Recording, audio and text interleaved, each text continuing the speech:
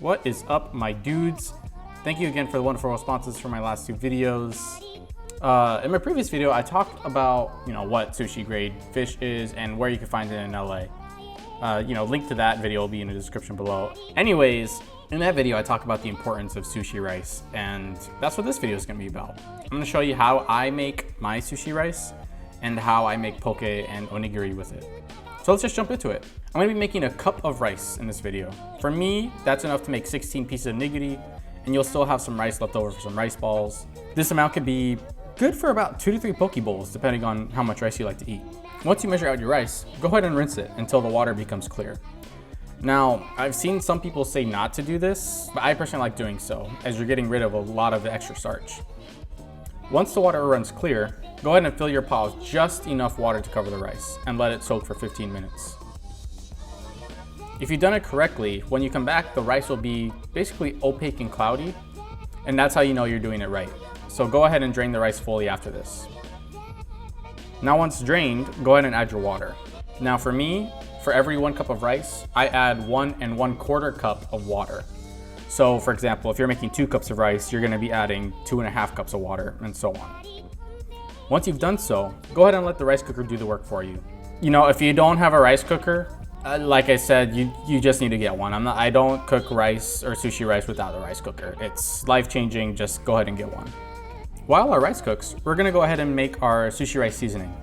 Remember, sushi literally translates to vinegared or sour rice, so this step is crucial. Everyone has their own seasoning, but the way I make it is the following. For every 1 cup of rice, use 1 1/2 tablespoons sugar, 2 1/2 tablespoons rice vinegar, and 1 teaspoon of sea or kosher salt. Again, you could look and find other people's recipes, but that's how I make it. Heat that on medium-low heat until dissolved, which takes basically about 2 minutes, and then go ahead and put that aside to cool. Now once your rice cooker yells at you, go ahead and open the lid and let it release some steam.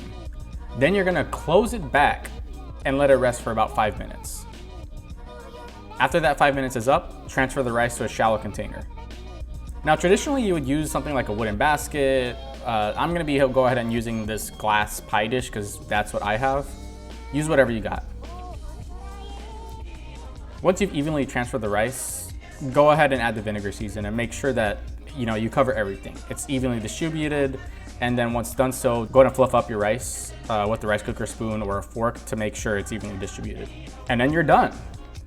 Now, once you're done, make sure to cover the rice with a damp towel, because if you don't, it's going to dry out. It's not going to be appetizing. Get a damp towel, cover the rice, and let it cool to just above body temperature before using it for whatever. Let's make some poke. Shout out again to Tokyo Central on Gardenias. That's where I got everything except the ikura or salmon eggs to make this. Now everyone makes it differently, but it's essentially the same. You take your fish, in my case hamachi and salmon, add some soy sauce, some vegetables that you have at your disposal, and you're good to go. I like to freestyle it and see what looks good at a supermarket, and I figured while I'm here at Tokyo Central getting fish, might as well get some ingredients. I ended up finding these pretty cool baby Persian cucumbers, and I proceeded to get a lemon to make kind of like a small sweet lemony pickle. I also found some fly fish roe or topiko, and I've never tried that, so might as well do so. I went ahead and got my ikura from Yama Seafood, which I talk about in my sushi fish in LA video. I also found these really cool sweet onions at the Hollywood Farmers Market, so that would go great with poke. But enough talking, let's go ahead and make some. Now I'm going to start off by making a quick pickle out of the sweet onions and cucumbers I got. I cut a little bit of the onions and some cucumber, added them to 2 separate containers and covered them with lemon juice, and I mixed them up. Now I want to put it in that fridge for about 10 minutes, so when I assemble the final product, it gets nice and cool. Next I cut up the fish. Here I have the leftover fish after making nigiri yesterday, so I cut them into about 1/2 inch to inch size cubes. And once those are cut, I basically take out my quick pickled onions, add them to a bowl with the fish, and mix it up. And I happen to have some green onion I was growing, so I added a little bit of that too, as well as some of the cilantro I got from Tokyo Central. Then I took a tablespoon of good sesame oil and a tablespoon of good soy sauce and mixed combined. You want to use, whatever you have, but try to add some good stuff. I mean, this is not just a dipping sauce. You're combining everything with it. Once you go ahead and mix everything, put that in the fridge for about 30 minutes to chill down. And now it's time to plate up. Take your fish eggs if you have them, and any other toppings you like to add. I went ahead and took out my quick pickled cucumbers, and while usually I'd also add some pineapple, the one I had in my apartment went bad, so I didn't use it. But yeah, it's very simple. You essentially put it together however you like, and you're done.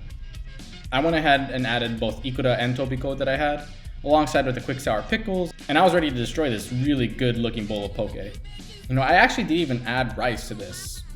Reason for that is because I ate a lot of sushi the day before, so I didn't want to overload on the rice. But I'm telling you, this goes great with the sushi rice that I tell you how to make. You're gonna have a good time. Now, you find yourself having leftover sushi rice? Make some onigiri, right? Rice balls are super simple to make. You basically get yourself a really cheap onigiri mold from either Amazon or your local Japanese grocer, and it's super simple from there. You line the mold with plastic wrap, get a small handful of rice, making sure to leave like a dent or a small space in the middle for your toppings. I personally like to add salmon eggs with soy sauce since that's my favorite topping. Usually you would marinate the eggs with soy sauce ahead of time, but since I was in a rush, I just added them separate. Cover it up with some more rice, press down on the mold, and your onigiri is done. You know, this is great for breakfast or a snack on the go, right? There's never a bad time to eat it. Pack it with, a little piece of seaweed, and you're gonna have a good time. But yeah, everyone, thank you again for watching another one of my videos. I really do appreciate it. I really appreciate the good response I had in my last one. If you like my videos, go ahead and subscribe. Maybe follow me on Instagram if you so choose. And I'll see you in the next one.